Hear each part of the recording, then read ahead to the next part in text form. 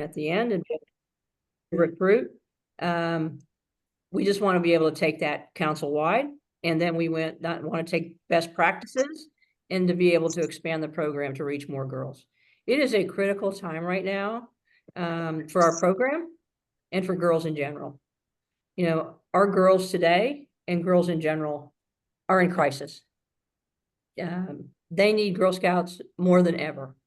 The safe environment that we provide for girls to be able to try new things, to be able to succeed, fail, and with their Girl Scout sisters, have a sense of security and a safe place to be, to learn and discover, try new things, and then be able to make the world a better place. And that's what we're all about. So it is really important right now that we are out there telling our Girl Scout story and to be able to expand our Girl Scout program.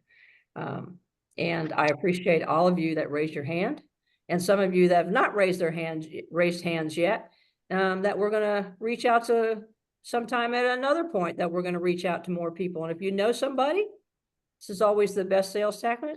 So, you know, one of the good sales tactics. If you're not interested, do you know somebody who might be? So if you know somebody in the community that might be interested in helping us during this critical time, because the more people we have out there, the more people that are telling our Girl Scout story, the more people that we're reaching, the better successful we're going to be. So I am going to stay on for a few minutes, and then I'm going to jump on a GSUSA call because our national delegates are in a very critical point right now, because GSUSA is considering a dues increase, and our national delegates are knee deep in being able to learn about a dues increase and what that dues increase might look like. But right now, we don't need to worry about that, because that's not happening. If it does happen until 2026. So right now, we're going to still stay at $25 and not worry about it. So Laura, Kat, whoever else is on here, it's your show. I'm going to let y'all take it. And please, again, thank you so much for all you do for your girls and your troops, and then all you're going to do for GSNCA to grow our program. Thank you so much, Karen. We appreciate that. Sorry, I missed turning the recording on right at the beginning. I got the wrong button, but anyway, yeah, thank you so much. And I echo what Karen says about how important this time of year is. There are communities where if we aren't out there now, we don't get a second chance. And so it is a critical time for recruiting. And as we go through, you'll understand what the goals are and that kind of thing. I'm going to try to cover all that. But I'm going to share my screen because I've got some visuals for you to look at. There we go. Let's put this on slideshow mode so you can see it a little bit better. And we're going to go through some of the goals and also some of the organization of how this is set up to work, so that you can hopefully understand it a little better. We have some new things that you're going to be excited about that will help make it easier to tell the Girl Scout story and to have it fit more people.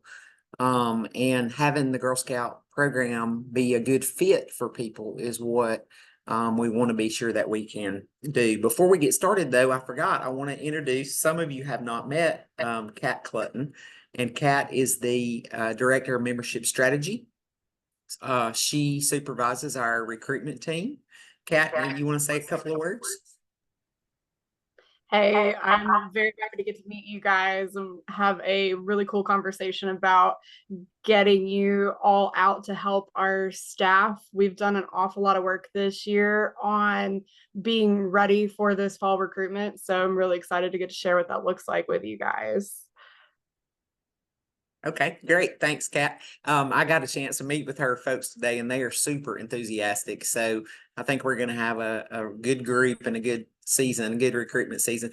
We want to go ahead and review the agenda. There's not a lot to the agenda, of course. Welcome and review agenda. That's what we just did. So you can mark that part off of your list.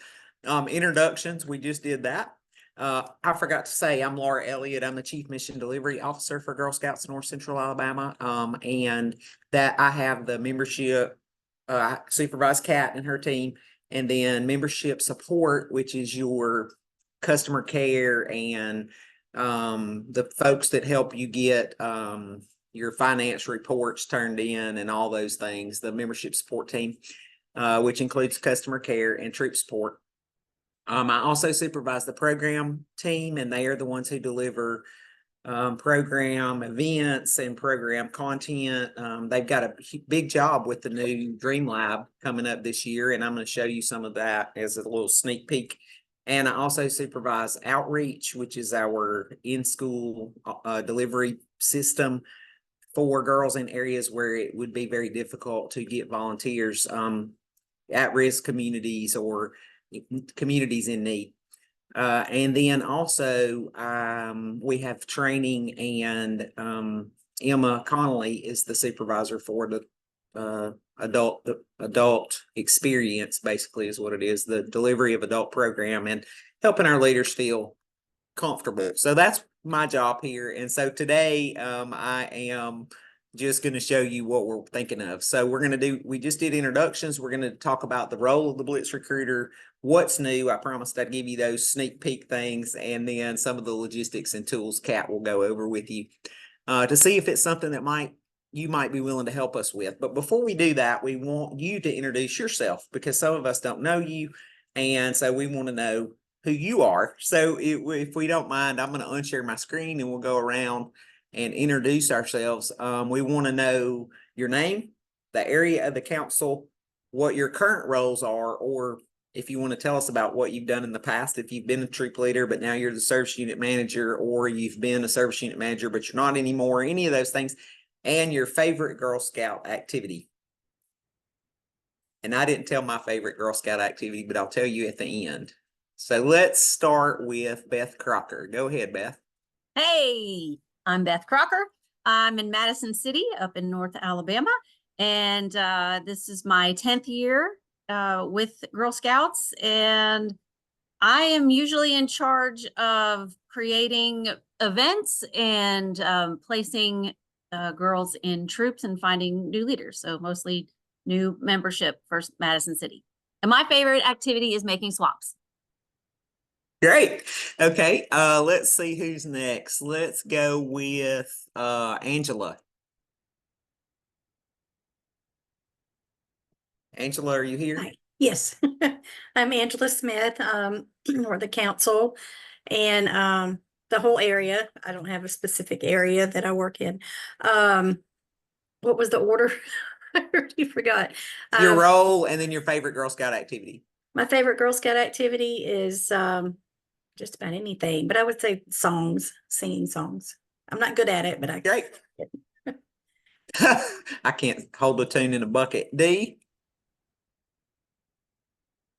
Walker. Okay, yes, ma'am. Yes, ma'am. I'm leaving quilt class now, so that's why I'm kind of so anyway, I'm D Walker. I have been in Girl Scouts 35 years.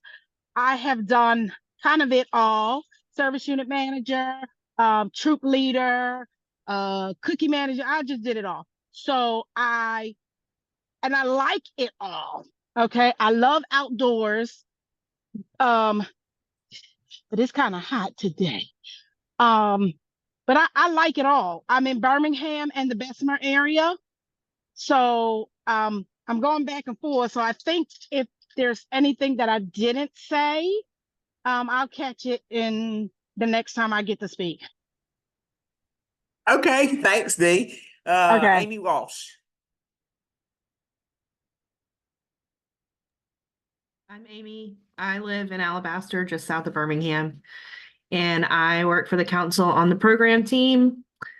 And I am also a troop leader, and I was a Girl Scout that grew up in this area, and my favorite is being at camp. All right. Thanks so much. I'm going to send Christine a message because she just logged into Teams. She thought the meeting was in Teams. So let's go to Conchetta. Hey everybody, I'm Conchetta. I recently retired from the council, but I love Girl Scouts. I just couldn't stay away, so I'm back. I'm in the Huntsville area, and I'm just excited about anything that's working with the girls and working with Girl Scouts. Been with Girl Scouts 24 years, starting in Chicago and now here, so I'm just here, happy. Awesome. You can see all the excitement in these people who we have in the room tonight, which is always great. All the enthusiasm, and I can tell it's just going to be a fabulous group to work with. Let's see, where is Serena? Go ahead. My name is Serena McBrayer, and I work on the program team, and I'm currently at Camp Trico with a resident camp that's going on. Roles that I've played in the past, I was a girl growing up. Back then, we didn't have Daisy, so mine was 1st through 12th grade.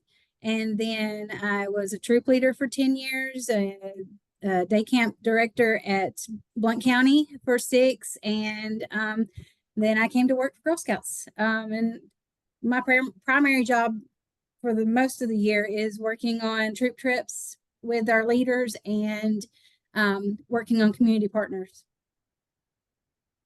Great. Thank you so much. And you also like roasting marshmallows. At my face, right? That's her favorite Girl Scout activity. LaToya?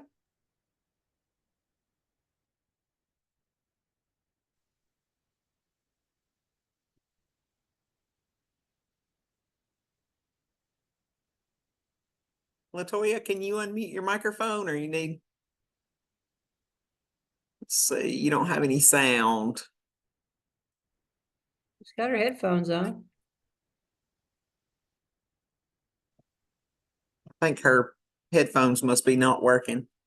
Hey, Angela, while we're have a second, can you please send Christine the link? She keeps restarting the Teams meeting, and I can't send her a message. She evidently can't see the messages in Teams. So if you can send it to her by phone, that'd be great. Okay, LaToya, we'll come back to you. Maybe it'll work out in a minute. Lisa, you want to go ahead?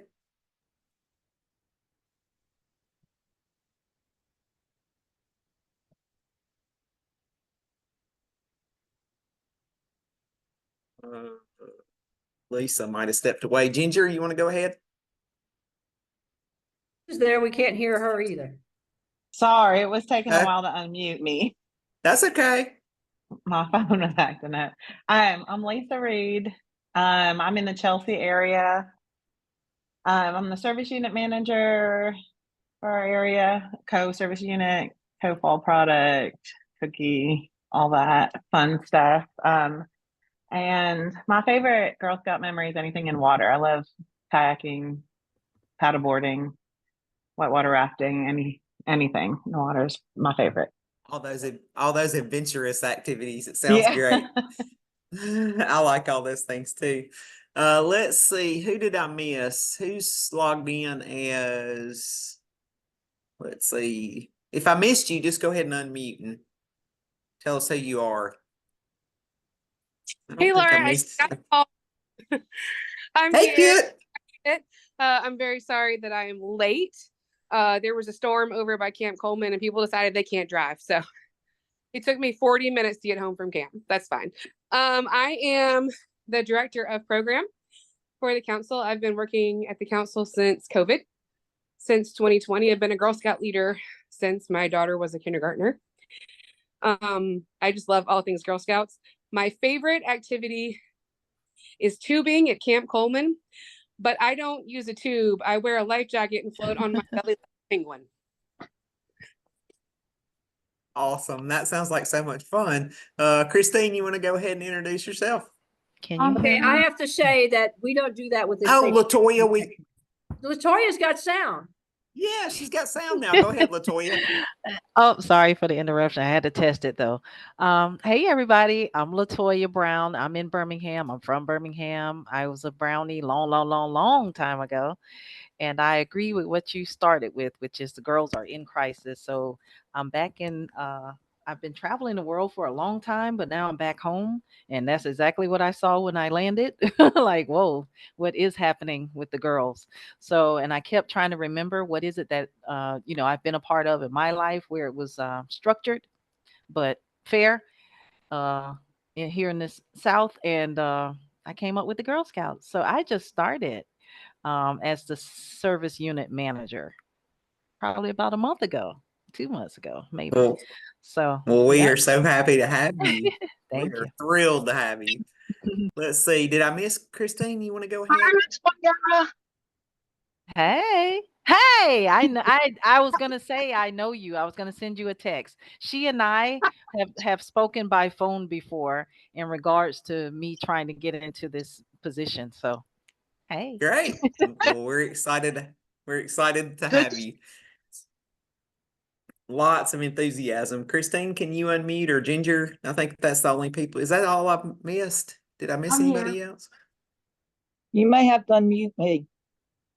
Nope, you're good. We heard you. Go ahead. Go ahead, Ginger or Christine. Either one of you want to introduce yourself?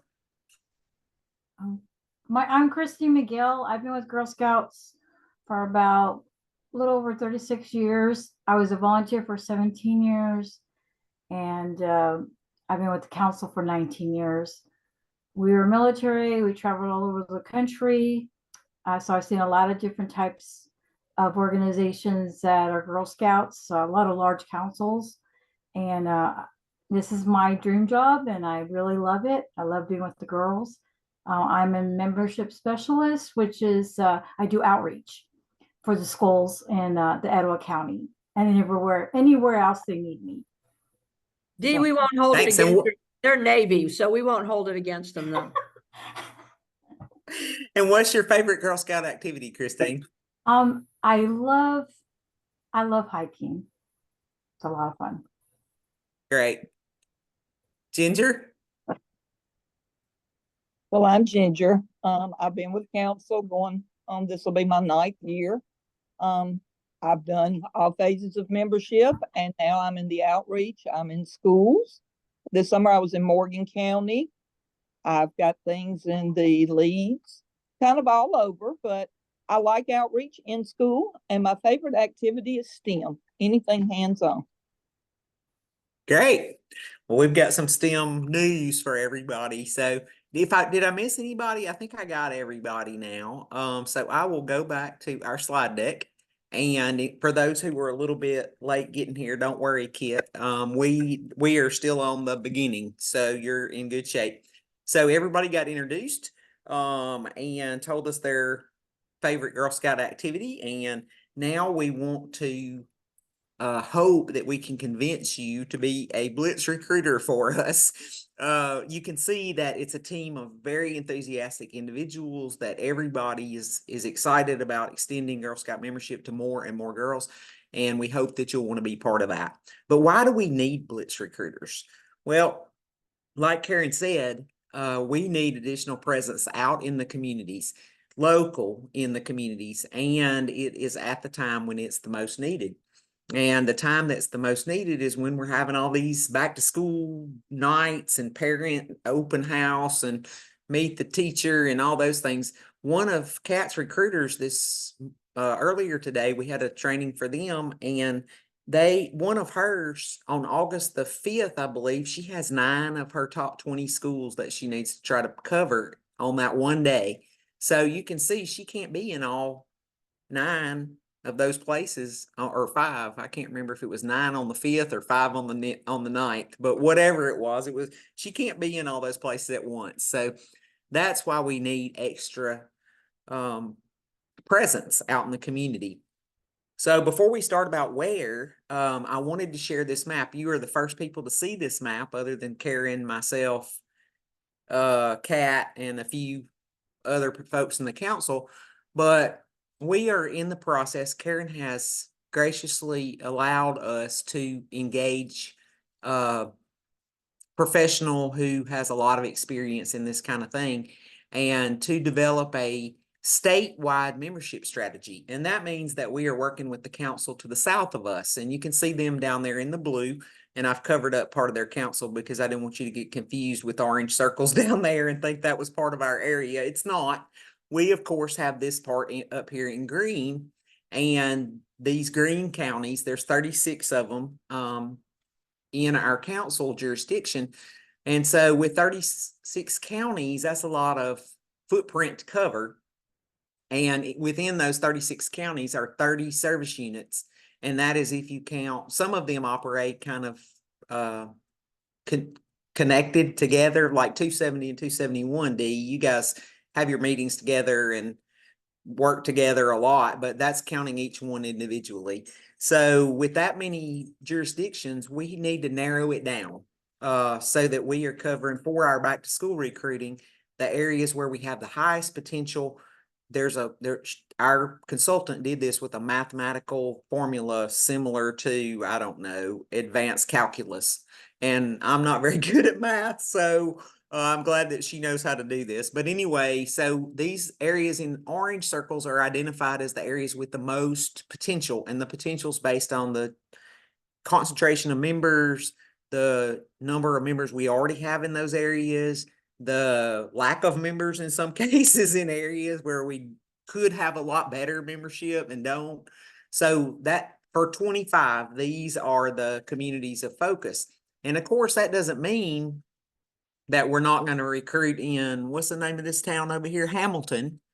It doesn't mean that we're not going to recruit Girl Scout members in Hamilton, and it doesn't mean we're not going to recruit members in Jasper or Florence. What it means is that we are going to try to concentrate our efforts in these orange circles so that we develop the potential that we know exists in those areas. So our communities of focus, that's what these are called, communities of focus. So these 5 will be our communities of focus for 25, and this might change, for other years. But I thought it was interesting, and I wanted to show you how these communities of focus correspond with council properties or places that we have to use and offices and things. So you guys probably already know we have camps, and these green things are camps, right? And so they're all marked with a green pin or icon. And then we have some service centers that are located around the council offices where we have cookies and staff work in those places and those kind of things. But we have this one brand new place that we're fixing to tell you about. And it is happening here. And this orange icon is our brand new Girl Scout Dream Lab. And I'm going to give you a little bit more information about it, like a sneak peek. I was hoping Karen might get off before I show you the pictures because she might not want y'all to see it yet. Is it okay, Karen? It's fine. They've been Oh, on Facebook and everything. Yeah. I'm not going to show them anything that's not already on Facebook. So anyway, I'm going to give you a little sneak peek so you'll understand kind of how that's going to go in, factor into the strategy. But when you put these counties, the ones in these circles that I just showed you in writing, this is kind of what they look like. So you can see the names of the counties here, and then you can see a list of cities over here. And that doesn't mean that, like where it says Madison County, doesn't mean that we're only going to recruit in Huntsville. And in Marshall, we're not only going to recruit in Gunnersville. These are just cities where there is specific high potential that we're either not doing as good as we should, or there's a lot of potential there. So even though Lisa Reed, it says Shelby, and then it says Alabaster, that doesn't mean that we don't need help in Helena, Chelsea, and other places, right? These are just the cities that have been specifically targeted.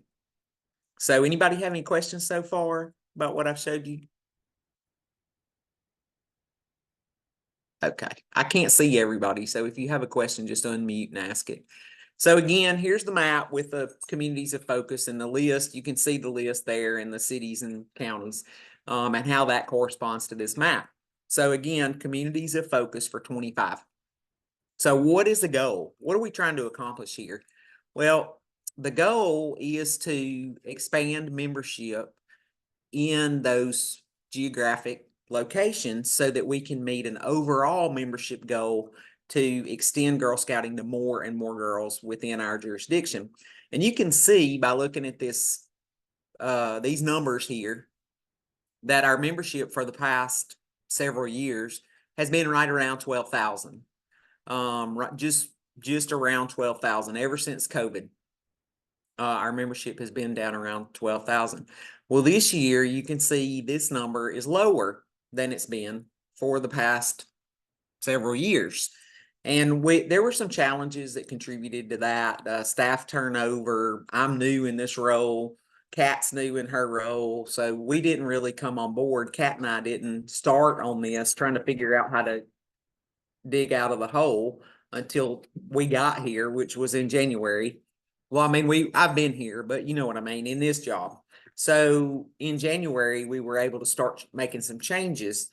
And thank goodness we did, because we got this number. We're probably going to end the year about 11,000. We still need 131 girls to get to 11,000. So if you know anybody that wants to be a member, we still have extended year membership where they can pay $35 and get it this year and next year's membership.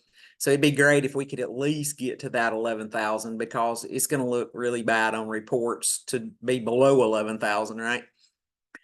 But the goal for next year is 11,800, and that's going to get us back to the place we were in 2021 or close to it, right? So that is the goal for this year. And then we want to step up gradually over the next 3 years so that the 13,000, which I forgot to mention, 13,000 was supposed to be the goal this year. Okay, so we're not just a little bit below where we were supposed to be. We're a lot below where we're supposed to be. And that's okay. I mean, we're making a lot of progress, and I wish I had showed you I wish I had pulled stats for you today to show you, but don't worry about where we are right now. We're on the way in the right direction. Definitely. We're 20% ahead in girls for 25 already. That's in renewed girls. We're 781 girls ahead from where we were this time last year on renewals. So those numbers for 25 are, those are headed the right direction. But to get to this 11.8 for this 25 year, we need help. And that is why we've asked you here, is to see if you are willing to jump on our bandwagon and help us with this goal. So this is a 25 membership goal broken down.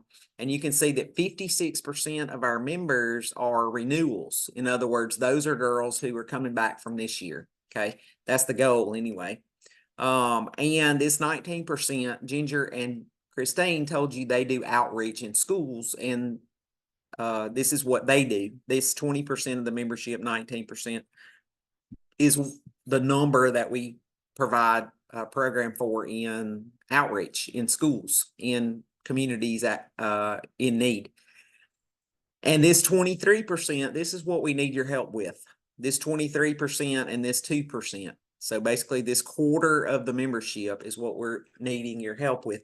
And these are new girls, right? New members, new volunteers, new troops, new people who want to be a member. And this 2% we'll talk about in a minute, but it's new membership options that we hope we can start to engage people with. So basically we're looking for your help to help us get to that 11,800 number. Now, you might be asking yourself, I said I'd come to this meeting and I don't even know what a Blitz recruiter is. Well, we have a job description and it sort of tells what you're going to do, but basically really what I've said so far is more descriptive. Presence out in the community, go into the parent nights, the back to schools, working with your leads. Those are the people who stopped at the table and said, oh yeah, I think I might be interested. Following up with them, making sure they get the best fit for them, and then turning them from a lead to an actual person who's a member of Girl Scouts. So that's what we need your help with. And I'm happy to share this position description with y'all in an email, so you don't have to read it right here. But basically it outlines the duties and responsibilities. And again, what it says is talk to people. Be present at the location and talk to people about the benefits of Girl Scouting. Overcome objections. Some people are going to say, oh, we're too busy. Oh, we have softball. Oh, we have this. Oh, we have that. But we need to think about new options and ways that girls can be members. And I'm going to show you some of them in a minute. But again, up first, we got to get these tabling events covered at these back to school events. Otherwise, it's not going to do us any good to know what to say if we're not there. So the job description is long, and we'll talk about some of it as we get. But here's the exciting part. I mean, this is the most exciting part. This was so great when I was telling Kat's staff about this, wasn't it, Kat? They were so excited about all these different new things that are coming out. So the first thing is this Dream Lab, and I told you I was going to give you a sneak peek, and I am, but I'm going to tell you a little bit more about what the Dream Lab is. Go ahead, Dee. Okay, before you move on, one of the things that I wanted to emphasize to the ladies that's here on this call is if you decide to be a Blitz recruiter, I know in the past we've had people that, especially when I sit at some of these tables in these schools, they have said we have registered, but we have, nobody ever got back in touch with us. So it's not about just registering these adults or girls, but it's actually putting them in a troop.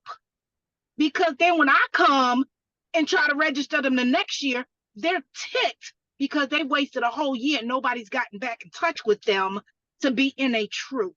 So it's not just about getting their membership. It's about literally putting them in a troop or trying to have the adults become troop leaders if there's not a troop in their area. Right. And there are going to be some new options. So there's some new ways for them to be members. And we need to think about being sure that we get the best fit for each individual person. So for like what Dee's saying is that she's had people say they were a registered member, but then they were expecting a troop placement and never got one. And we are going to talk about other options that might be a better fit, but it is so important for us to find out what their expectations are. If they are expecting a troop, and that's the only way they want to be a member, then yes, we need to place them in a troop. But there are so many other ways to be a member, and we're going to talk about some of them now.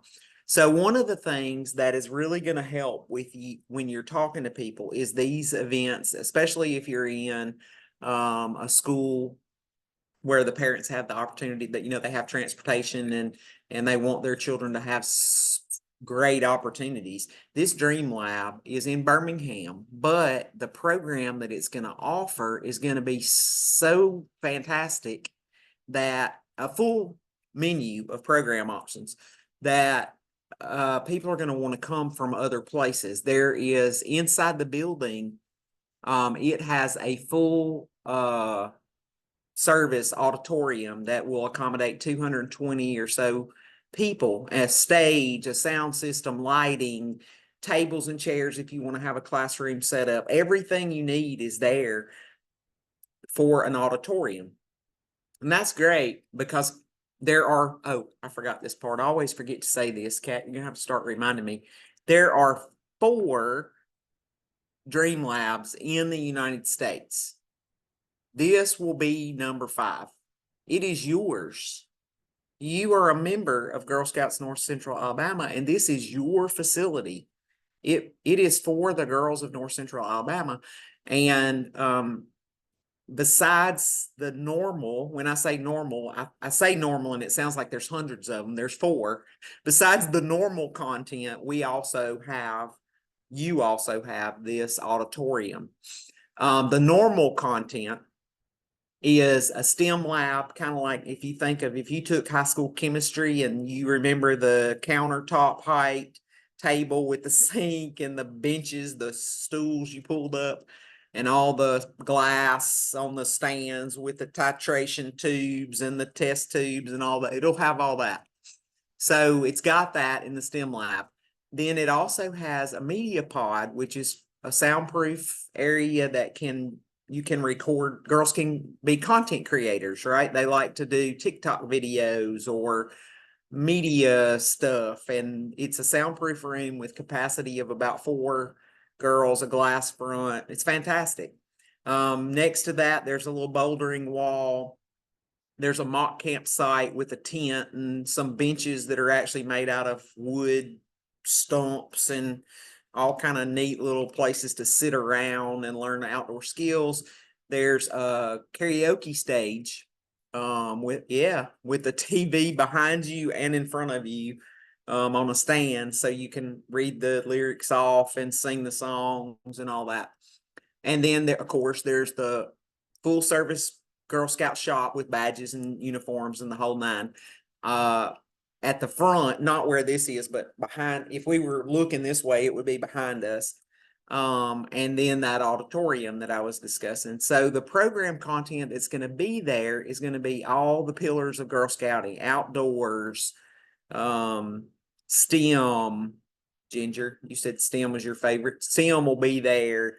Arts like theater and Comic-Con and cartooning and drawing and painting and all the things. And there's also the opportunity for life skills activities, Girl Scout traditions, entrepreneurship, like a pitch competition. We've got that auditorium right there and all the facilities to be able to record that. So podcast it out. So there's a lot there. These are conversation pits, little, what do you call it? Serpentine thing. It's really cool. Auditorium entrance there. I told you about the auditorium. There's, as you face the building, it's 11,000 square feet. Again, I forgot that part. It's a huge building. The auditorium side is about 6,500 square feet, and the other side's about 5,500 square feet. Where the lab and the karaoke and all that stuff is, that's called the Dream Lab. And then the auditorium, most councils, nobody else has this. So the other four don't have an auditorium. They just have the little small thing over on the right side. There's about 4 exterior doors that go into a lobby with a concrete polished floor where you can do anything and not worry about spilling it on the floor, right? And the capacity of the lobby is almost as big as the auditorium. Like the capacity of the lobby is 127, I think, and the capacity of the auditorium is 220 or something. There's more bathrooms and you can shake a stick at. There's 2 showers in the building, so if you want to have a lock-in, there's facilities for that. It's really great. So the activities at the Dream Lab are going to be something that you can pitch as a way to be involved, even if a family only wants to join Girl Scouts and come to things at the Dream Lab. Great. Wonderful. That's fantastic. Become a member, come to the events at the Dream Lab. But we want to think about the various ways and how we can identify exactly what Dee said. What is the best option for membership for a particular family? You guys, this is sort of a little path here, right? We're going to talk about each one of these so that we can help you understand what it is that we're trying to rethink the way that people think about Girl Scouts. A lot of times people say, oh, she's in ballet, she doesn't have time for that, or she's in softball, she can't come to meetings. Okay, great. Well, we have something for you too, and it's one of these paths. So the paths are, obviously, you guys know, Dee was talking about a traditional troop. So a volunteer-led troop is the kind that meets every week or every other week. They have a meeting, the troop leader plans the content, the girls get together and work on badges and plan field trips. You guys know what a traditional troop is, so I don't need to cover that anymore. Everybody knows what that is, and that's what we usually think of, and that's what the people coming to your table are going to think it is. And that's why they say, I don't have time. I can't do this. She's in ballet, or she can't come to meetings. So there's other options though, and we're going to talk about some of them. One is registered girls. And you may have heard of this before, but you didn't know why anybody would want to do it. Well, IRG, it's letters, right? In Girl Scouts, we have letters for everything. So IRG, individually registered girl. So this is a good fit for a lot of families, especially if they are very busy, a lot of hobbies, if they aren't willing to commit to the weekly or bi-weekly meeting schedule. They want to work on what they want to work on out of the program, and they want to come to events. They might want to come to the Dream Lab. They want to go to the Camp Trico Halloween Hootenanny. They want to go to the Camp Coleman 100th birthday party, but they don't really want to come to a troop. That's fine. They don't have to come to a troop, right? Nobody has to come to a troop. They just want to participate in what they want to do. That's called an individually registered girl. And there's other options for that I'm going to talk about in a minute, because these are some new membership initiatives. So we want to identify what is the best fit for a girl and her family. In several instances, we've heard from new troop leaders who didn't know how to get started. So the new troop welcome box or bag. Sorry, I keep calling it a box. Please don't repeat that. It's going to be in a bag. So the new troop welcome bag is going to have everything you need to get started. The trefoil troop is going to offer an option within either a service unit or a staff-led troop. I started off calling it a bucket troop because you can just put girls in it. Some service units call it a holding troop. So, but it's intended to be either permanent or temporary. Okay, in the past, we've always thought of a bucket troop as being a temporary place to hold girls until you get enough to make a troop, and it doesn't have to be. It can be permanent. And then I'm going to give you some information about some other options because me and Kat don't really know about them yet, but we're pretending like we do enough to tell you what they're going to be. And then when we get more information, we'll tell you about it. So what's the new troop welcome bag? It's a bag, and it's going to have everything in it that you need to get started. Crayons, glue sticks, content for the first 3 meetings, Girl Scout Promise and Law poster.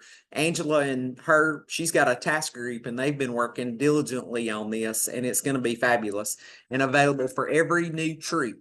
Okay, every new troop that meets the minimum, and the minimum is what, 5, 6, I don't remember, 5 or 6 girls and 2 adults. So whatever, they have to get to 5. Is that right, to make a troop, Beth? Help me out here. D? 5? Okay, 5.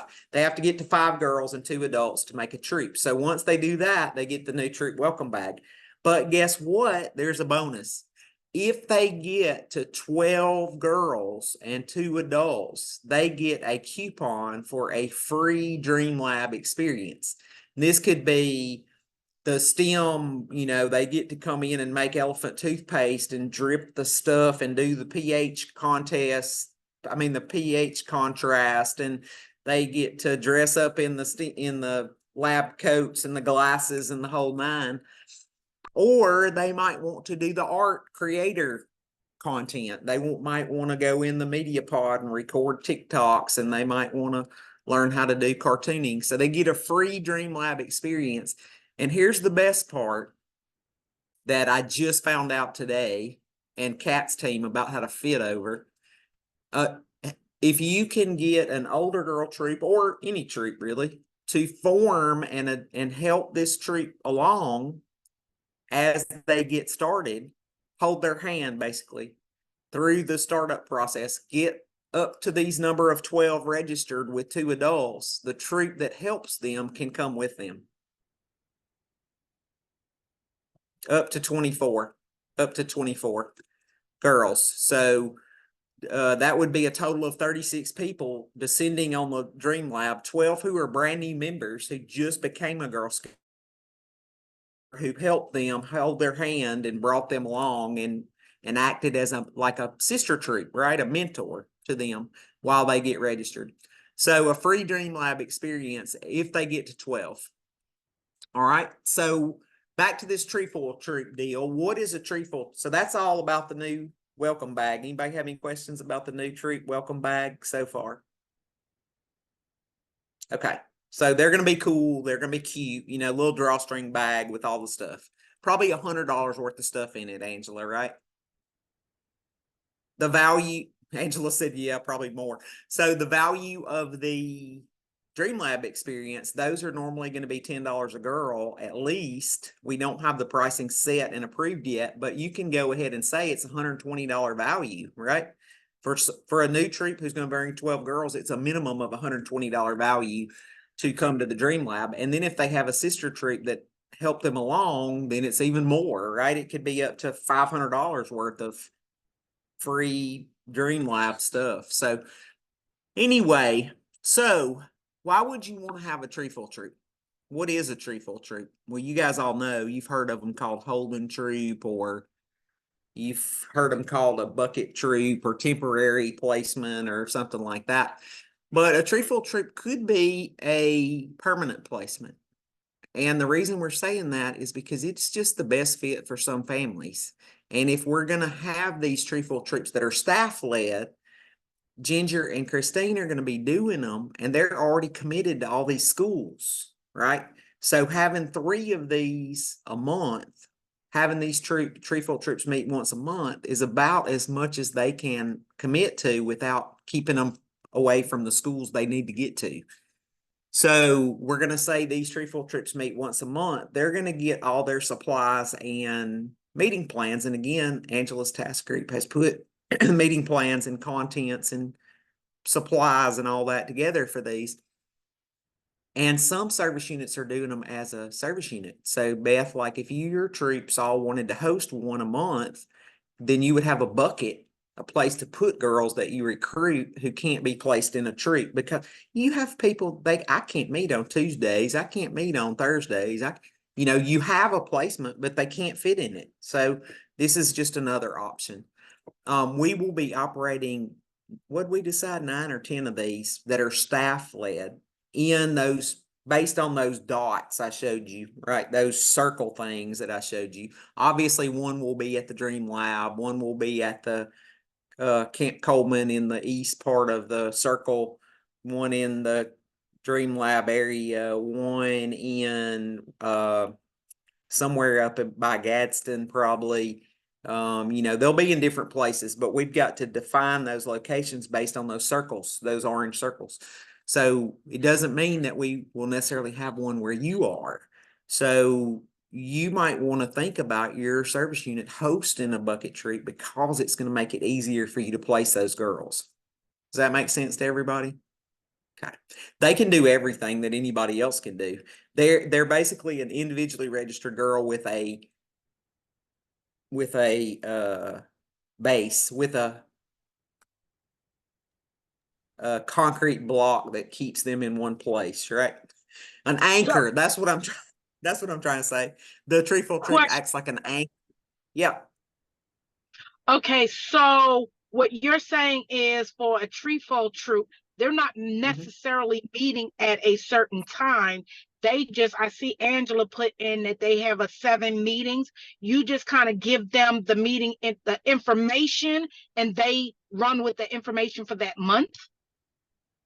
What the other service units are doing, Dee, is, of course, we want them to meet once a month. So the timing needs to be monthly, not all 7 meetings at one time, right? So once a month. So what other service units are doing is they are getting a different troop that's already organized to lead the troop, be at the whatever the Methodist church is that you have available. So one month your troop leads it, D, and is the hostess of the meeting, like leads the activities. Another month, Beth's troop says, I'm in charge, and she takes responsibility for leading the meeting. The only thing is somebody's got to really make sure there's somebody there, because we can't have, we don't want to have a miscue where the girls show up and nobody's there. Yeah, go ahead, Beth. I was talking about this with Colleen Turner and what it would look like in Madison City. And I see down here at the bottom that you talked about fall product and cookies, and they'll be treated as IRGs. But what about a bank account? Where does the money funnel through? And maybe that hasn't been decided yet. It hasn't, but in the past, they haven't earned girl proceeds. They've earned only troop rewards. So girl rewards. So prizes. Okay. Well, what if they haven't earned? Sorry. Go ahead. What were you gonna say? What if I think we would probably plan to still have dues for a trefoil troop. So then you would have to start a bank account. You would just Okay. start it up just like a regular volunteer-led troop, and you would say that you and Colleen are the leaders, and you would start the bank account for that troop. But in our case, when we're doing staff-led ones, our staff aren't allowed to do that. So Christine can't go start a bank account for a trefoil troop because she can't be responsible for their money, in that way. So unless she can get 2 adults to volunteer and shift it to volunteer-led, then the girls will sell as IRGs, and they won't get any financial proceed, no money back proceed-wise, Sure. just prizes. Yeah, I get the proceeds for the sales. I guess I'm thinking if there's a different troop every month, this may be too specific right now. You want to talk about this later? Yeah, we can. There you go ahead. My Piggybacking on that, if the service unit is doing that with one troop a month, can you not just kind of use the service unit bank account as their bank account? No? Okay. They won't let us do that. It's got to have a troop bank account in order to participate in the cookie program. So Got it. that's one of Okay. the only barrier we found is that deal with the things. Now, what you can do is transfer those girls into your troop, right? Or your friend's troop and let them sell with that troop. But then you're going to have to, yeah, exactly. Beth's making a face and so am I. So I don't think that's going to be a very good fit in most situations to transfer them into your troop. So ultimately, somebody's going to need to be in charge. yes, somebody's There's going to to need to be be a in head charge. person. Yeah, because that person's going to have to make sure that Colleen is actually able to go on that Saturday or Thursday night or whenever the meeting is. And then somebody's going to need to make sure that Amy Walsh has her stuff together if she's doing it next month, right? So you have to have a point person for this triple. You do. Yeah, and you have to have a pretty good, well-defined plan in order for it to work, right? But it can work, and it's an easy way to get girls involved in a less time. It doesn't take as much time commitment, right? They're meeting once a month.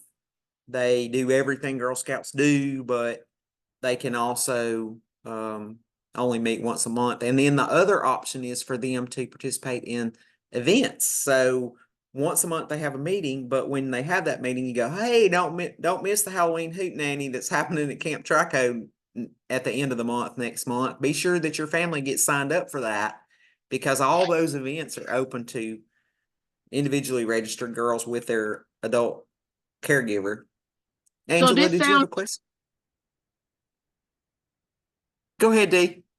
Okay, so this sounds like the service unit manager can actually kind of be the point person at the service unit meetings to remind whoever the troop is to host that meeting month. So yeah, okay. I don't think that it sounds like it would be such an issue if you go ahead at service unit meetings and have the plan set out. Yeah, I agree. And it's not right for every service unit because some of them aren't as well led as yours and Beth's and, some of the others, Lisa's and, some of those. But I mean, if they are well led and they listen and take direction and do what you ask them to, then it might be a good option. And it would give you a place to place those girls. Okay, so here's the things that me and Kat don't know anything about, but we're talking about them anyway. Kat laughs when I say that, but it's really true. So we are working on, I told you. I'm sorry. I had I was going to ask you, or is it okay to, I'm going to say it, that the supplies are going to be provided for each of the month sessions that we have written out. There's 7 sessions, so that would cover September through November and then January through April. This is going back to the trefoil troops. Trefoil troop. So so the supplies would be purchased and ready to go for those troop meetings. So if you do have a service, and we'd probably do it that way too. September to whatever you said and January to whatever else you said instead of all at once, because that way we could get the right supplies to the troop, to the head person. Yeah, go ahead. Okay, Beth. so you guys are planning all the curriculum and coming up with all the supplies and you're taking care of all of that? Mm-hmm. Well, hot dog. Right. Yep. We do want them. I mean, the trade-off there is we would love for you to find a way for them to participate in the cookie program because it's going to generate the funds to be able to do it that way. Does that make sense? Yeah, but so that would require a bank account. That would, yeah. Well, no, it doesn't. They can sell as an IRG. Oh, okay. Okay. Yeah. Yep. Okay. Got it. Okay, so here are the other options that we don't really know about, but we're going to tell you anyway. Girl Scout Experience Pass. This is brand new. They're going to get a lanyard necklace They're going to get a girl membership, an adult membership, and admission for the girl and one adult to 4 council events that are on a list. That's it. That's Girl Scout membership. They don't go to a troop. They don't want a troop. They don't have anything to do with the troop. Nobody asks them to sell cookies. Nobody asks them to sell fall product. They become a member. They go to these events in the fall, or they buy one for the spring and they do the spring events. $150, 2 memberships and 4 events for both people, admission to both people to the event. Now you might ask, how can we do that? Well, basically what we're doing is, in order to do it for that price, we're just gonna let the adult come. We're not gonna take in enough money to pay for the girl and the adult and the 2 memberships, because it just doesn't work out. The math doesn't work out. But basically we're just letting the adult come in for free, because we get the member and we get the adult. You know, it's a trade-off. And the reason this might be a good option is because of those events I showed you. Well, I didn't show you the actual events, but the Dream Lab, right? The Dream Lab, the Halloween Hootenanny, the Camp Coleman birthday party, the whatever the events are that they want to come to, the ones that draw people's attention. The Meet Robotics, whatever it's called. I don't even know what it's called. Experience Robotics, whatever. All right, so $150. It's an option for families that have disposable income, that are interested in not being committed to a troop, that just want to come do the events, and they don't want anybody bothering them about when are we going camping and when do the cookies come. Girl Scout squads or clubs, brand new concept, relatively high-end, white glove type experience. Someone will meet them at the door. Someone will take charge of their child. They will in loco parentis them to us. We will have a lot of what are those people? Subject matter experts recruited to do these specialized activities. 2 of these will be at the Dream Lab. 1 will be at Camp Coleman. There's options for others, but this is what we're kicking off with for the first, just to try it and see how it goes. And the price is not set yet, but it will be, like I said, relatively high end option, like for kids that do travel ball and stuff like that, an option, similar price point to travel ball and things like that. So those are coming soon, and they'll be on the website. So if they pop on the website and somebody asks you a question about them, you can be like, oh yeah, I knew that was coming, but I haven't really looked at it yet. Did you find it on the website? And they're going to say, yeah. So then you can say, oh yeah, that's a great option. Because if they ask you about it, it's a great option for them, right? It might not be what we would choose, but it's a great option for some people. All right. So how are we going to get you to do this? Well, first of all, y'all are just wonderful people, and you're all passionate about Girl Scouts, and we appreciate that. But we also want to offer you some kind of compensation or a thank you gift or something to make it attractive to you in a way that lets you know how much we appreciate what you do. So there's 2 options. One is we will either pay you hourly. We'll put you on our payroll as a part-time seasonal type person. You'll get paid $15 an hour. You make your schedule. It's flexible. You do as much or as little as you like, except for when we beg and plead and need you to do something that you didn't want on your schedule. But basically, it's a paid thing. You get paid by the hour and you receive it in a payroll, ACH, like that. The payroll is ACH'd. Those would be that's an option for you to gather leads, and that's the names, that's a contact. I'm gonna let Kat tell you in a second what the details of all that are. But you would get the information, you would follow up with them for 2 weeks, you would answer their questions and attempt to help them get whatever information they need to make a decision to become a member. Okay, so that's option 1. And option 2 is going to be a little bit harder for us to keep up with, but I think that it's going to be appealing to some of you, because you're going to want to involve other people in your service unit so that they can help you, so that you can put a team together. And if you do that, you will receive $5 for every girl that you get through the entire process. So that means you get them, you meet their parents at the parent night, you record their information, which Kat's going to show you how that's going to work.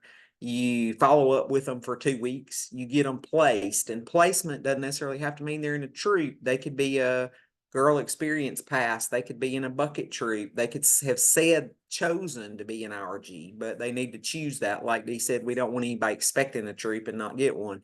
So you have a placement for them, and then you add their name to a list, and you keep up with that list, and you turn it in, and you say, I got 66 girls. Or let me use 60 because that's easier to multiply.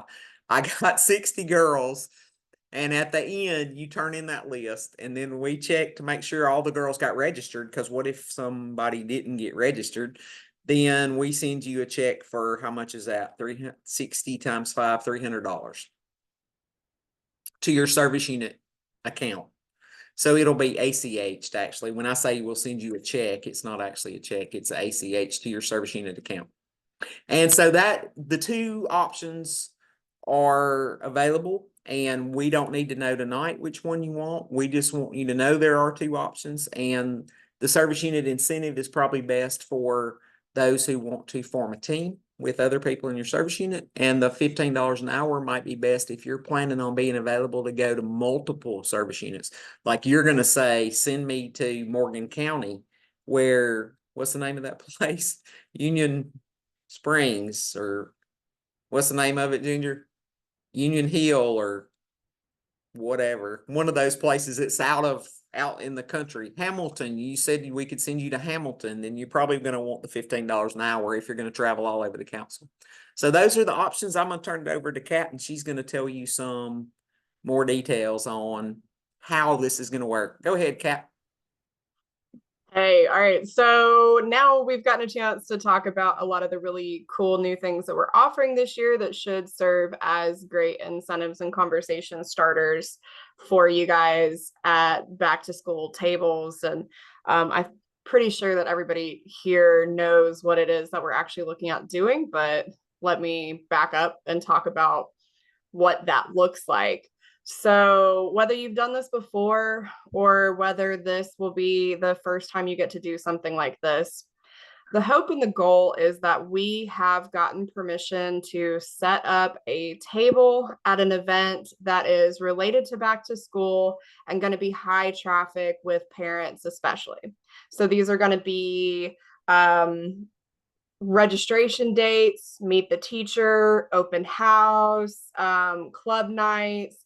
There's several different variations that might fall in this category, but overall what we're looking for is parents looking to choose activities for their children. So the hope is you are the face in a high volume space. And then your goal at these tables is going to be to collect enough information to get whoever you've contacted, whoever you're speaking with, through the registration process, or to actively register them right then and there as they're standing there.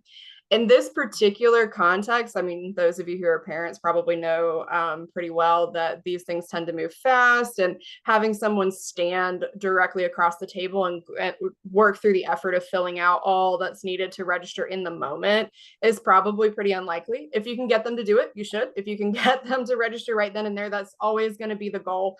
But we know that that hasn't worked out great in the past, whether we're talking digital or paper. People don't want to stand there and fill out a form. So a lot of this is going to come down to how we manage the leads that we collect. And those are going to be the names of the girls, the volunteers, their emails, their phone numbers, what they might be interested in, as much information as we can collect in the moment in order to reach out to them after the fact, because that's when we're more likely to actually be able to close the sale, close the deal, get them to register as members. So that's the general goal with what we're talking about here. We want you guys to be public facing and actively collecting information so that we can work people through the registration process. There's going to be two different ways that you can participate you can either choose to simply attend for us, and that means you are the smiling face that gets to be in contact with people. You're going to tell them all about why you love Girl Scouts, what your Girl Scout story is, what makes the mission so powerful and important to you. And then you're done when you're done. You're going to send over the leads and all of the contact that you had to us, and we're going to follow up. We're going to make sure we take care of the rest of it. But for those of you who've done this before, I know that probably one of your concerns here is what happens with the follow-up process, because I know in years past that has been something that there wasn't a solid set process for. And a lot of people who were interested in the moment, who had great conversations with you guys at these events, never really ended up as part of the system for some reason. So the second way that you can participate is you are there, you're physically having the conversations, you're shaking hands, you're smiling, and all of the lead information you collect then in all of the contact that you yourself collect, you are also going to be able to be the one following up and responding to. So it doesn't matter which of those you're more comfortable with. We're going to ask, at the end of this for you to identify which feels right for you. But whether you're like, I would love to be there and talk to people, but man, the rest of that sounds like it's way out of my wheelhouse. I don't know about trying to get in touch with people after they're no longer standing in front of me. If that's you, we still want you. We still can absolutely use your face and your story. And if you're one of those people who has watched follow-up in the past not go exactly the way you pitched it to the person in the moment, or the way you really wish it had gone, if you could have had that personal connection, we've got you covered too. We want to see you able to follow up with those people that you actually spoke with. So Laura, I don't know what the next slide is. Is it pictures, or can I? It's table set up, but you want me to Okay. unshare my screen so you can show them the popple thing, or? Yeah, that'll that'll work. Yeah. Okay. Let's do that. All right, go. All right. So actually, you know what? Let me talk about well, table no, setup first. Yeah, we'll do this because I was gonna Okay. talk about the disc, but hold on, now we'll do this. I was going to go through what we're gonna offer you guys first, and then it will make a little bit more sense, but I think everybody here can make this connection. Okay.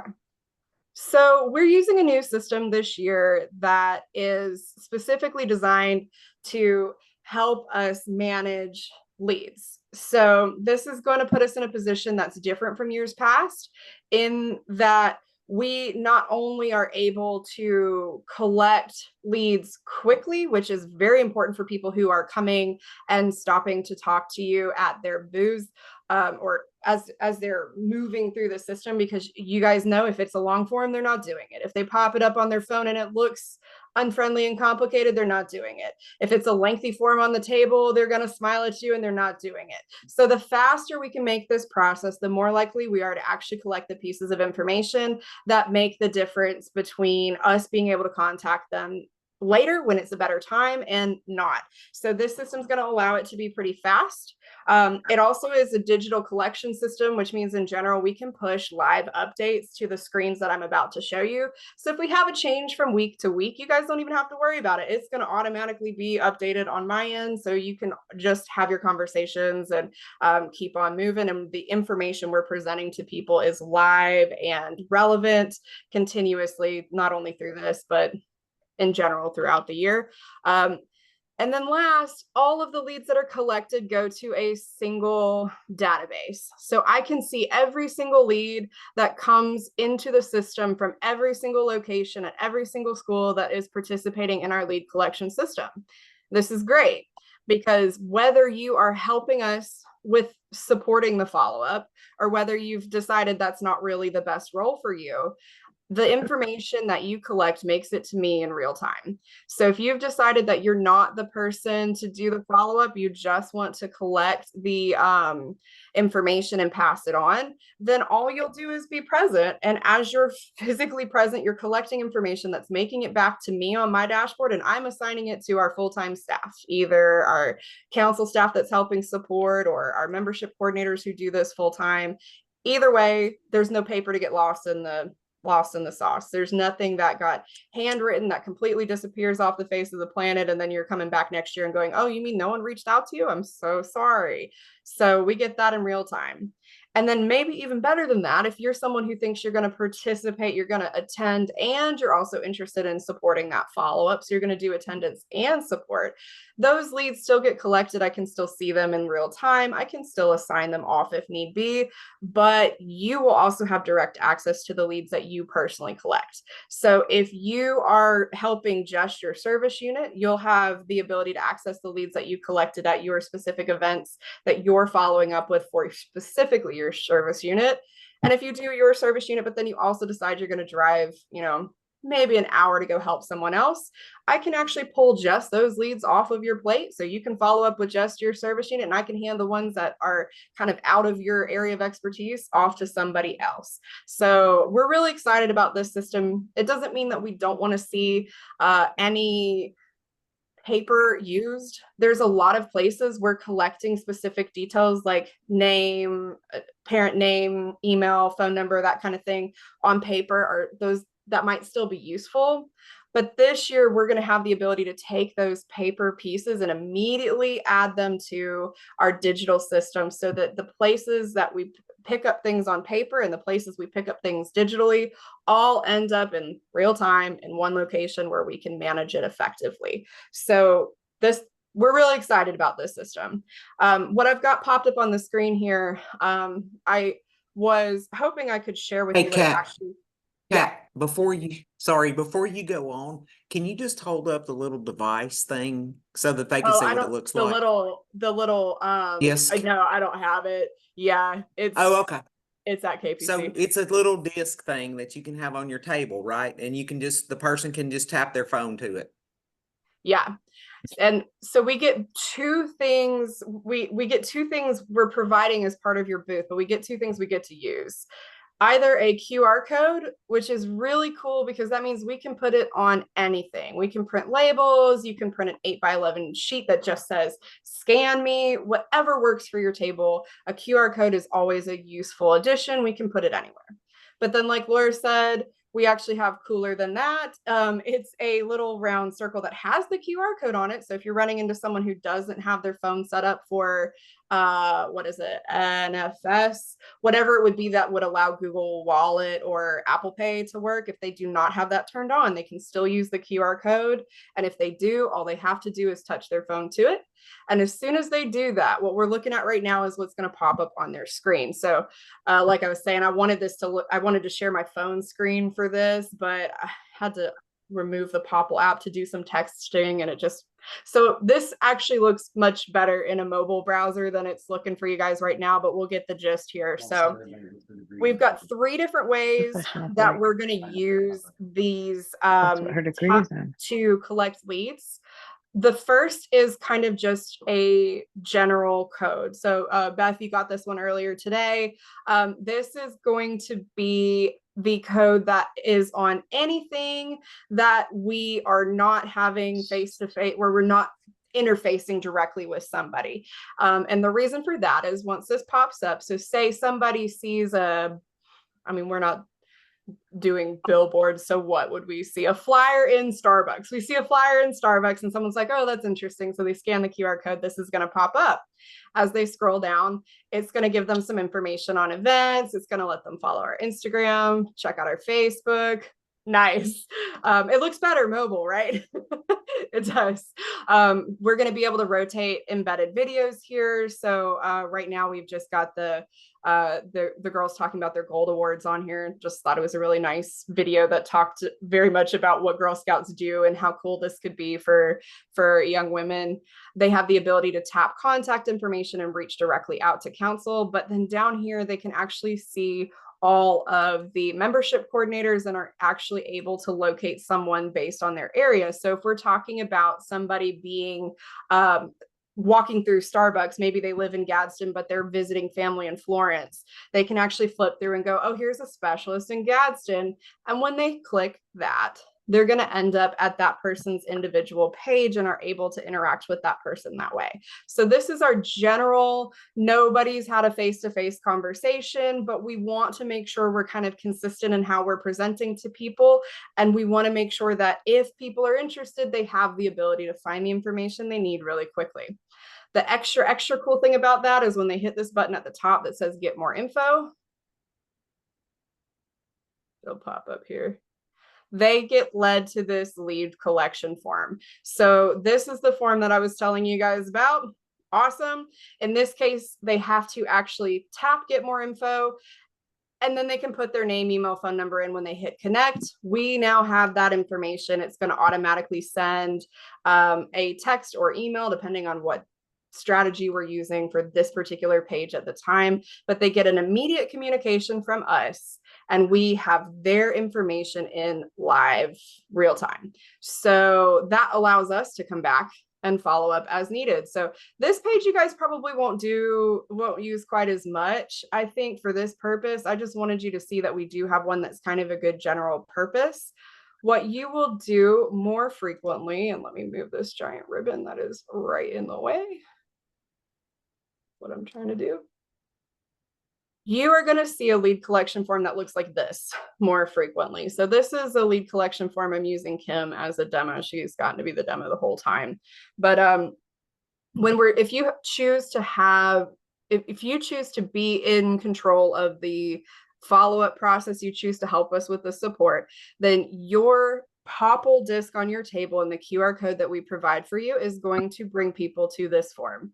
As soon as they tap it, the lead collection form pops up. So there is information on the page behind this, but they're having a conversation with you right then in the moment. So you're going to say, I know you're super busy right now. I'm so excited to share some stuff with you. If you'll just tap this, that'll give me the information to get that to you. And I'll get it, when it's less busy, we'll make sure that we can have a good conversation. Here you go. And as soon as they tap that, this is going to pop up. Same thing. They put name, email, phone number here, hit connect. And then we're going to have this information. They're going to get an automated text or email if that's how we've decided to follow up at that time. And then they can see this page here. So this will be, we should probably change Kim's profile picture, but you'll get to have some information here. They can save your contact. They can follow up the same way. We've got this kind of customized for the Blitz recruiters, but it takes them to a page that's uniquely yours. If you're not interested in being that close in terms of contact, maybe you want to help, you want to be the conversation, maybe you even want to be involved in the follow-up, but you're not really sure you want them all to have your personal phone number or your personal email or that type of closeness of connection, then the other option looks like this. It's very similar to our big basic landing page that we looked at a second ago. That is good for any non-face-to-face interaction. It's a little bit different. It doesn't have membership coordinators rolling along the bottom because in this particular circumstance, that's not really relevant. You're talking to people in your area or in the area you're helping at. They don't need to find somebody else. We just need their information. We'll be able to sort where they go after the fact. So this one does not have your profile picture or your contact information. In the live form, this actually says get more info as well, as opposed to save contact. And the same thing happens when they hit get more information. It saves our information in their phone and it pops up with a lead collection form. So once again, as soon as we get this information, we have it, we can sort it. In this circumstance, you are going to, if you choose to use this one where the get more information is an option rather than the default, you might have to mention, hey, you'll have to tap get more info, put your info in there, and that's, I can get back in touch with you. But they'll be able to see a lot of what we offer just by tapping that link. It will automatically populate up on their phone. All right, so I think with that, let's look at one more thing, I guess. Let's look at the dashboard here. All right. Okay, so, before we go on, Kat, can I just interrupt? Sure. Okay, this is a lot of information, but I'm still a little confused on it. Okay, you said something about a round disc or something earlier. Are we getting something that we have to have on our phone that they are QR coding on our phone? No, Or I mean, you or can. It depends on how much of the support you want to do. If that's something that you're comfortable with, we will go through here in a second. We'll talk about what you're going to be provided as part of this process. But I just basically wanted you guys to see that it can be as personal or as arm's distance as you'd like for it to be, because we just really want faces out in the field. We want as much help as we can get for you. So if you're like, ugh, I don't want to have to download an app. I don't want to have to pull a spreadsheet. I don't have to go through those pieces. We are still absolutely interested in your help, and we'll make it so that that is super easy for you and you don't have to do extra pieces. If you're one of those people, if you're like me and you're kind of a spreadsheet lover and you like to see the analytics and you like to see what's going on and you want to be on the leaderboard and you want to get competitive with yourself about how many names you can collect and how many of them you can turn into registrations, I can also provide you that. We can get as granular with this as you'd like to go, but we'll talk in just a second about what we're going to provide to make this easy. So what we're looking at right now is actually the full-time team's lead collection board for the last 7 days. This is our live this is what they have done in the last week since last Monday. So I can see right here on the dash how many leads were pulled of those interactions, how many times did the actual card get viewed, how many times did they follow a link, how many times did they save contact information. I can see whether that was done on a QR code or whether that was done with an accessory. I get lots of information here on what's happening and who's looking at what. And then I get a lot of ability to actually take these leads and assign them elsewhere. So you're kind of getting a really brief look at my dashboard just so that you know it's real. So you know that I am actually genuinely receiving this information. I can go over here to our leads list and get a giant CSV, a giant spreadsheet sorted by location, sorted by person, sorted by date, whatever we need to sort by, we can sort by. So I have this live actual contact information. Let's pull one up. Let's look at this one. I probably shouldn't pull someone's public information up, but this is something that, this is one that Sela actually collected. This is one she got on paper, actually, and I can tell that because it says, is manual true? That means she added it into the app after the fact. She didn't get it from a live tap, but we see it on the same page, just like everything else. If you'll notice, she's got the person's name, email, phone number, the date that was inputted into her system. And she's also got a note here that's really helpful. Attended the Parnell Memorial Library Reading Program, daughter's name, Carmela Williams, 1st grade. So again, if you're the kind of person who wants to be that good and thorough with your follow-up, we would love to see it. The more personal and thorough, the better. But if you're like, oh my gosh, what do you mean get in the car and use an app? Got you too. We would absolutely still like your help. So I'm going to stop sharing here, Laura. We can go back to what we're going to provide. So don't get scared. It's super easy. The back end that you just saw, that's my job. You don't have to worry about that. That's we'll figure out where everything goes. You just have to get it there. All right. So to circle back to that question about what is going to be necessary to do this, the first thing I really want to talk about is how important it is that we be somewhat consistent in how we present to the public. So what you're looking at right now, and we're going to look through a couple of them, is the actual table setup that our full-time membership coordinators are using. This is a specific table that belongs to a specific person. So we're going to look at a couple of them to kind of get an idea. But some things need to be across the board consistent, because if these women who go out in public all the time have encountered one of your potential families before, and they're like, you know what, I saw you at the grilled cheese festival and we talked a little bit, or I talked to someone then. A lot of times, you guys know, if you have talked about something in your house, or you've Google searched for something one time, it tends to pop up on your social media for like a week after that. That's called remarketing. It means it aligns with the concept that it usually takes multiple points of contact for a sale to be made. So if we don't look consistent, they're not going to recognize us, and we lose the opportunity to have a second, third, or fourth point of contact. So this might sound like we're being really picky, but it is very much for a reason. So that green tablecloth is the first thing that jumps out at you, right?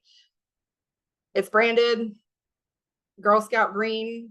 It's very consistent and obvious. It doesn't matter where we are. It is always possible to have a tablecloth on an item, a table, a couple chairs. Like, this is always a possibility. So that's the first thing we're going to provide for you, is a green tablecloth that matches everybody else's. So if they have seen another membership coordinator at the Grilled Cheese Festival and then they see you at your school's open house, they go immediately, Girl Scouts. I wanted to talk to them anyway. We're going to provide you that. So we have a couple different options. I actually have like 4 foot, 6 foot, and round. So keeping in mind that we want to stay consistent, if you come to me and you're like, this school, they're going to give us those round lunchroom tables, but every other school, I'm going to have my 4 foot table with me. Let's work it out. We can get you something that fits. Just talk to me about what you need. I have tablecloths. We have plenty of tablecloths. We have so many tablecloths. So you're going to get a green tablecloth, and then please use the green tablecloth. That is the most recognizable thing on this table. So for consistency, that's going to be so important. Number one. The next thing that you're going to get are 2 different displays. You can actually see something pretty similar in this picture. One is the upright display. It has the Dream Lab flyer in this case, or the What Girl Scouts Do.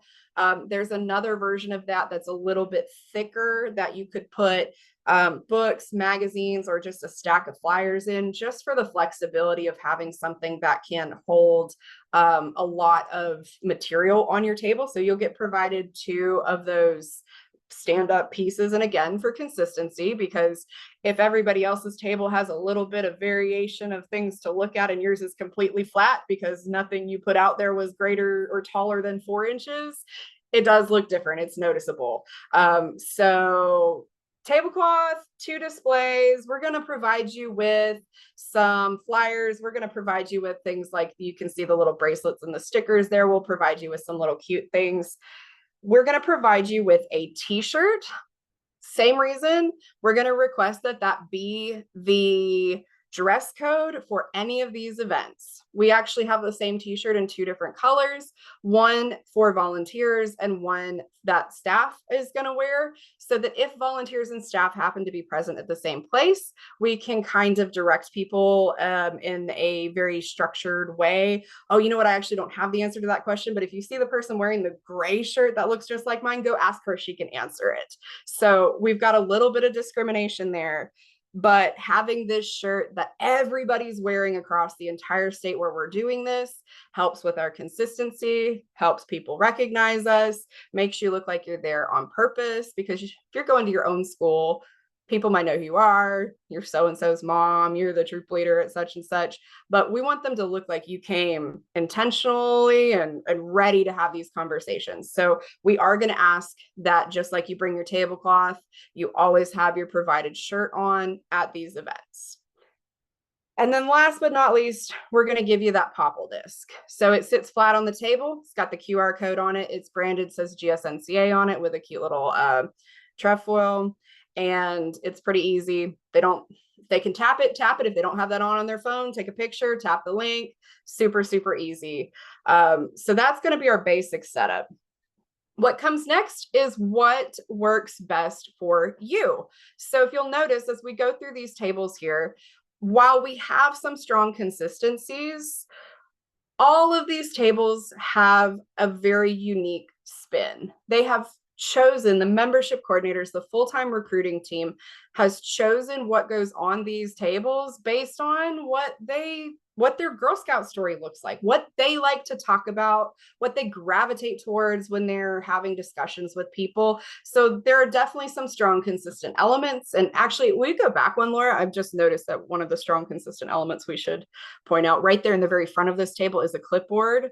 On that clipboard is a paper information sheet, a paper sign-in sheet, so that if they don't want to tap, if they want to put it on paper, they can, meaning that at some point after an event, the ladies who do this full time will sit there and input that information so that we have it digitally, but you do it once, it's done. And you will see that kind of across these tables. So go to the next one. You guys will be able to see it now. If you look in the very middle of this table, she's got a purple and green flyer, and just to the left of it from our view, you'll see that paper sign-in sheet. So we got bracelets, we've got some stickers, we've got the pinwheels you'll notice across the board. That was a, hey, does anyone want these? And the answer was everyone wanted them. So now we've got pinwheels, but you can see what she's chosen in her flyer stand. On the flyer stand at the very top, she's got a bandana there. That's uniquely hers. What she's chosen to put on the table, the background on this person and her table is she wasn't actually a Girl Scout, but she came in as a camp counselor. And so a lot of her conversation has to do with summer camp and programming and all of the adventures that she wished she got to do as a kid and how fun and she'll talk about building confidence and how she's gotten to see young girls go from 0 to 60. So you can tell from looking at her table that she's kind of geared to start having that camp counselor conversation. That's natural for her. Let's look at the next one. Oh, all right. This one's a great one. So there's a lot going on this table, but it very much speaks to her experience and what she likes to talk about. So you guys can tell right off the bat, was this person a Girl Scout? Yeah, hands down, absolutely. She's got her vests and sashes and stuff back there on the wall. She actually brings that little clothing thing with her, and man, does everybody ask her about that. She can stand there and tell you all about, you know, every patch, every badge, every one of those bragging points that's on there. A huge selling point for people who want to know what Girl Scouts do, because she's not talking about cookie sales. She's talking about her experience as a Girl Scout. She's an adult with kids now. And so she can talk very, very well about what it looked like growing up into that system and now coming back as an adult and a parent and being involved. Great conversation starter. She's got lots of stickers because she likes the stickers, coloring sheets. That's kind of her thing. Big old teddy bear there with its own vest on. You can very much feel the character of this booth, and it looks very different from the last one.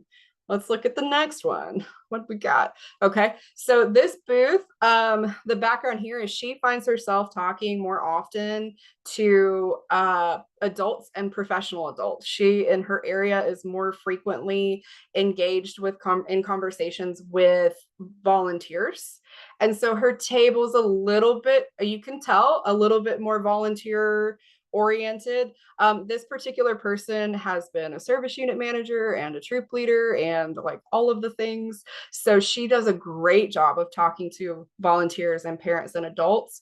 But she's also got her little teddy bear there on the table, and you guys can't really see it from here, but that black book with the picture in the middle, that's a photo album from her troop that she either sits like that or she opens up on the table so people can go flip through pictures of her actual troop during actual Girl Scout stuff. But you can tell kind of the character of that looks like she's probably intending to speak to more adults than kids. Depends on where you're at and what you're pitching for. Same for this booth, although there's a couple I really want to point out for this one. She's got her patches, got her stickers, got her bracelets, got her flyers. But then right there in the middle is a 3D printed axolotl. So this was given to her by a volunteer that when cookies and stuff were going on, a dad actually printed that with his daughter during cookie season and gave her one. And it's right there front and center because what a great conversation starter. This particular person also wasn't a Girl Scout herself. So a lot of what she's sharing is those types of experiences she got to grab. Oh yeah, I forgot you have one. It's right there front and center all year long. But so she wasn't a Girl Scout, but she has gotten to have those experiences where she and Kit went and were trying to run program in North Alabama where we hadn't had a lot of those opportunities for a lot of those girls. And to have someone show up with their dad and be like, hey, we made this for you. Great conversation starter. She can talk about why the axolotl is important. She can talk about how she obtained that, where she was, all of those pieces. So front and center, we love it. Over to the right, right on our view, you'll see a big old rainbow. That's the promise in law that she has got put there in one of her upright stands. You notice she's the only one who has that. And I love that. I'm not sure why other people haven't done this, because this is very smart. I believe she has the Dream Lab flyer on the back. So she can flip that around. If she wants to talk about the Dream Lab, she'll spin it. If she wants to talk to girls about the promise in law, she'll spin it. Really cute, great idea, and unique for this purpose. She ends up talking to a lot of adults too. Have we got one more? I can't remember now. Okay, yeah, this one's cool too. So once again, consistent themes, tablecloth, and then right there in the center, there's that sign-up sheet. So even if they don't want to talk to you, they don't want to figure out how to use Popple, maybe you're busy talking to another parent, they are interested, they saw the green tablecloth and they're like, okay, yeah, I did want to talk about Girl Scouts, but they don't want to interrupt you or just don't want to have a conversation. They're going to go straight for that front and center clipboard and put some information on it. We love that. Great. We got some information. To the left of that is actually a couple of our What Do Daisies Do kinder kits that we ran this year that put a couple of daisy activities in the hands of rising kindergartners and rising first graders as a pitch to talk about what daisies do and to try to get them interested in starting a daisy troop. Those are a little bit unique in that they're not really relevant for every purpose and every space because they are very much geared towards daisy aged girls. But if you notice, she's got them set up so that they're flat so that you can see what do daisies do right there at the top. So that if it is not relevant, you know, an adult with a middle schooler is not going to come and want to take that off the table. Or if they do, you can explain to them why that's not the best fit, but here's another conversation to have. So that's just, we haven't seen that one yet. She's got on the right side her coloring sheets and her crayons. Again, talking about the difference between trying to lure in adults for conversation or trying to lure in kids. You can tell this setup is definitely more inclined to try to get kids to approach the table first so that she can engage their parents in conversation. And then standing up in the big 8x11, we've got the Dream Lab flyer that I believe is on the back of the Promise and Law flyer we saw on the other one. She's very, very happy, thrilled about the Dream Lab and ready to talk about it. So it's front and center on her table so that she can talk to people prominently about that particular thing. So I think that's the last one, Laura. Is that the last picture? Yeah. All right, so the big bottom line there is you're going to have some pieces that we want to see for consistency. We want to see tablecloth. We want to see some display. We want to see consistent dress code. We want to see, we're going to provide you flyers, but there's also a lot of flexibility as far as what you can do with your table. So if you are interested in doing this, if that sounds exciting, that's a fun part for us, I think. Start brainstorming what should be on your table that speaks to your experience with Girl Scouts and the experience you'd like to convey. We'll provide you with the rest, but the nice, cute, interesting pieces are going to be what draws the parents in to have conversations with you. And then once the conversations get started, we've got a lead collection system that should be a good bit different from last year, where we can be pretty proactive about making sure that anyone who's expressed interest gets some contact from us. I saw a really good question pop up, but I want to pause and see if there's any questions about what we're actually doing when it comes to the face-to-face part of this.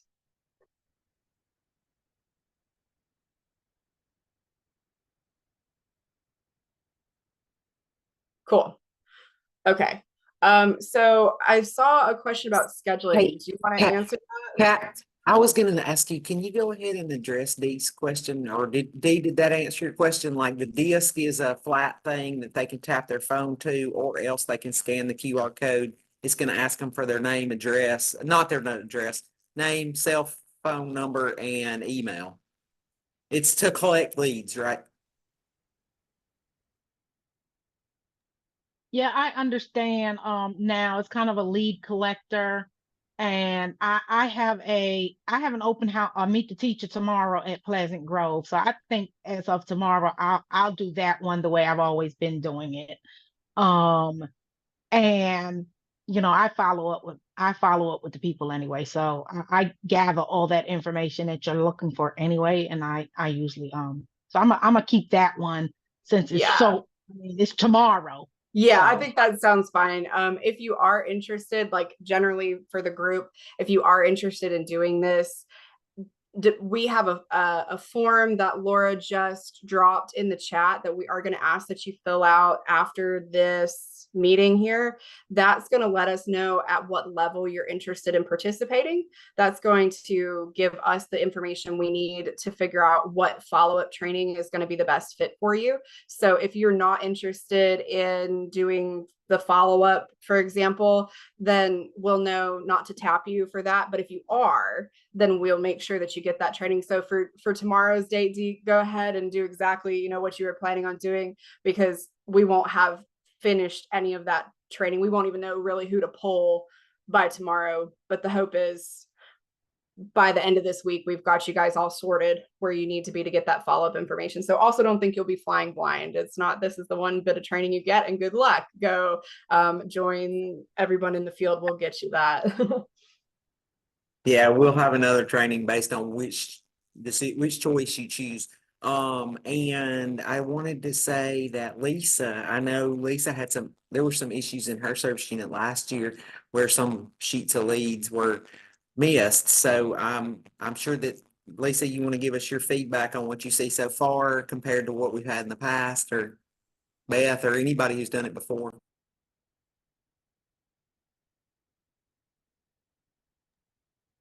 I don't understand the question. You're muted. Yeah, no, we just had follow-up trouble last year with people signing up on the form and either numbers getting entered wrong, like emails and stuff getting entered wrong, or sending out an email and not receiving anything back from the people that are interested. And I think that Yeah, so what I was asking is, I think everything is good this what year. Like it seems to solve all those issues like that we had last year, all the follow up. And the only thing is, I know you're talking about the recruiter following up or sending them to somebody following up. That's, I think, would get, just having to make sure everybody knows who's following up what lead, like if just the recruiter is, or once the they're staff. assigned, once the lead's assigned to somebody, they'll follow up for 2 weeks. They'll have follow-up for 2 weeks. So it'll be whoever it's assigned to, but we can't tell you who that's necessarily going to be, because obviously if you decide to do follow-up yourself, you can, because you see we have 7 recruiters and you just saw the geography and where we're trying to concentrate. So if you're doing it yourself, it won't be a problem, because you'll have a sequence that you'll follow for 2 weeks. You'll send them an email this day and it'll be by this script, and you'll attach this thing to it, and you'll send them a text on this day if you have their, if you have text capability and want to send them a text, you can, or you'll send them a phone call on this day. So there'll be a sequence that you follow. And the same for our recruiters or our membership support staff. If they're assigned the lead to follow up with, they will follow the same sequence. So everybody will be following the same set of things that happen. And like you said, the only problem I can see that might not solve is that when you said people's emails got entered wrong, or their phone number or something, they're entering it themselves though in this case. So it will help a little bit. Because so this is definitely one of the reasons we like a digital access copy, is because they can type their information in. So if they enter it wrong, they enter it wrong. There's nothing we can do about that. But if we just can't read their handwriting, no problem. We're gonna have them do it digitally now.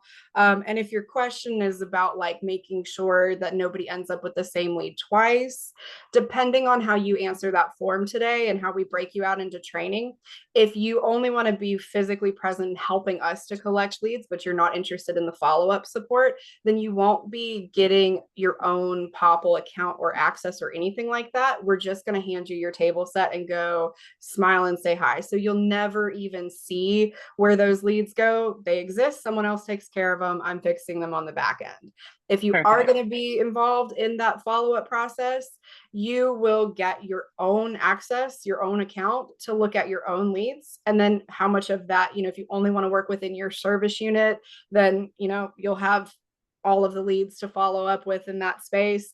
If you are interested in working in other people's service unit, but you don't want to do that follow-up, then you'll see me grab leads out of your account and pass them off, but they won't stay on your account. So there won't be any double up as long as we know what it is that you're intending to do. So don't forget to fill out this form. We need this answer in order to be able to correctly implement. But I do think we've got this set up so that it's I know it sounds more complicated than it is. It's not. Their standard training on how to use this app for way more complicated applications is like 20 minutes long. So you guys will probably need 10 or 15 minutes to get the worst of it down. And by worst of it, I mean, tap this button to do that, tap that button to do this. It's not intimidating. You'll be fine. Yeah. Yeah, No, it the sounds like a good. philosophy of it. Yeah, and sharing the philosophy of it tonight with y'all has taken us an hour too long, 10 minutes too long. But the philosophy, really understanding the philosophy, I think is more important. And then you can make the decision about which path whether you want to do just the presence or if you want to do the presence and the support of those leads. So that's why this is taking a little bit longer. But the training on the pop thing is like Kat said, it's like, hit this button, here's what they'll do, here's what you'll do, here's what you'll see, here's what they'll see. It's very simple. So I put the link in the chat. Unless there's any other questions, I put the link in the chat where it asks you what you'd like to do. It's about 5 questions. It just starts off with, do you want to do your own service area? If you say no, it assumes you're going to do your own service area. If you say yes, I'll do it, it assumes you're going to do your own service area.